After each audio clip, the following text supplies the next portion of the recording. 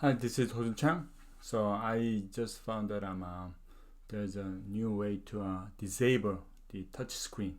So that's from the other Wing group. Thanks for the information on the. I guess this is available firmware version 1.11, 1.11. So please update.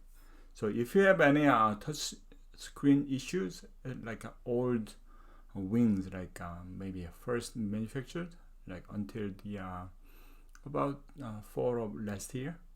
Anyway, so if you have a problem with the touch screens, so well, everything is related. So if the touch screen detects some of the things here, faders, and the actual fader moves, and actual the whole mixing, there's if you are controlling those from the touch screen side. So that's the major problem that Wing had, and I believe the after the second production, or like updated production, it seems like solved. But in case you have that problem and you don't have time to get fixed, and this is the way to go. So it says okay, right now the touch screen works just like this, right?